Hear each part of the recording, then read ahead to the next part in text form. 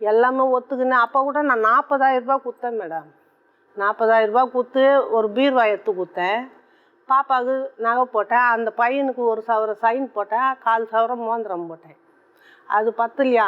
First என்ன, நாங்கள் கிறிஸ்டின்னு ஆடி மாதத்துக்கு மருவுக்கெல்லாம் இட்டுன்னு போகக்கூடாது, நீ 6ஆம் மாதம் கல்யாணம் பண்ணி 7ஆம் மாதம் கூட்டின்னு போவியானா உன் விருப்பம்மா, அனுப்பிச்சா அனுப்பு, இல்லைன்னா இல்லைன்னு. அப்புறமா ஃபோன் பண்ணின்னா இருந்துச்சு, எல்லாம் கொடுத்தனங்காரங்கெல்லாம் கேட்குறாங்கோ ஆடிக்கு போலியான்ட்டு. சரி கூட்டின்னு வந்தேன். எனக்கு ஒன்றும் பிரச்சனை இல்லைம்மா, நான் கூட்டின்னு வரேன்ட்டு.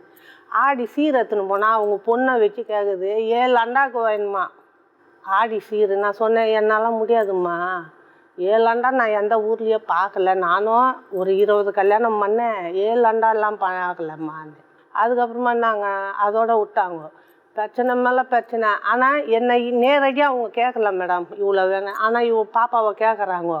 இவன் என்ன பண்ணியிருக்கிறா, தாங்க முடியாமல் அவங்க பிபி மாத்திரையை போட்டு சூசைட் பண்ணிக்கிறதுக்கு ஸ்டாண்டில் அட்மிஷன் பண்ணி எனக்கு ஃபோன் பண்ணாங்க நைட்டு 11 மணிக்கு. ஏம்மா அப்படி பண்ண?